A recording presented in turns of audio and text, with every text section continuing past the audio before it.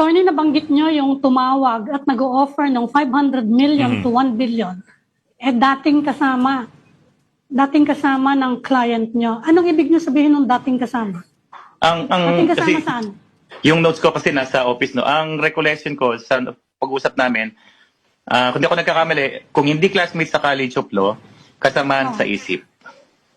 Inday Sara. Kasi remember siyang convener ng Inday Sara, yung yung asosasyon nila na, although tawag natin Inday Sara is my president, iba naman talaga ang meaning yun, yung parang, kalimutan ko na yung meaning nun eh.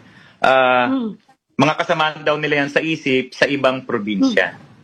Na yung iba pa dyan nagtatrabaho sa gobyerno, ayaw nga niyang banggitin yung tunay na pangalan. Sabi ko, you will have to mention that later on, yung tunay na pangalan, kahit na nasa gobyerno sila. In the meantime, binigyan niya lang ako ng mga alias. Meron nagtatrabaho sa DPWH Central Legal Department. Tapos merong isang nagtatrabaho na sabi niya sa LRA, Register of Deeds, kung di San Juan, Makati, basta NCR area. So sabi niya, nung nakausap niya is that, yun nga, merong 500 million to 1 billion ni mere price. Yun ang offer sa kanya. Sobrang laki, di ba? Pero kilala niya. Kilala niya Of course, kilala niya. Oo, kasi nung tinanong ko siya, denial mo yung number. Nung pagsagot, kilala mo. Oo, sir, kilala ko eh. Ang hindi ko lang ma-sure kung classmate sa College of Law or kasama sa ISIP, no?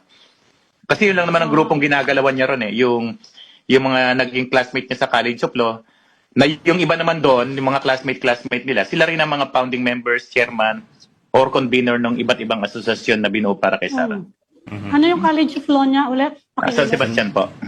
San Sebastian. Okay. Pero yung names po ng mga kausap niya, ayaw pa niyang ibigay sa akin yung complete name. Binigyan niya lang ako ng mga alias.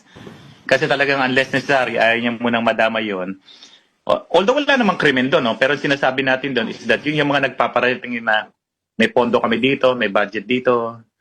Huwag ka lang tumistigo. Government official sila pala, government official. Ang sabi niya, why nagtatrabaho sa gobyerno. Hindi ho binanggit kung kanino galing yung pera, kung sino yung sponsor kasi Ang sabi lang is may pondo daw sa ISIP, parang ganun po. May pondo rito ang ISIP, parang kasi malaki-laki 1 billion ba? Oo nga. sa isang organisasyon lamang na ang sinabi is 500 to 1, be name your price. Ang magandang condition nun, you don't need to recant daw, basta wag ka lang huwag mapakita. ka lang magtistigo, parang ganun.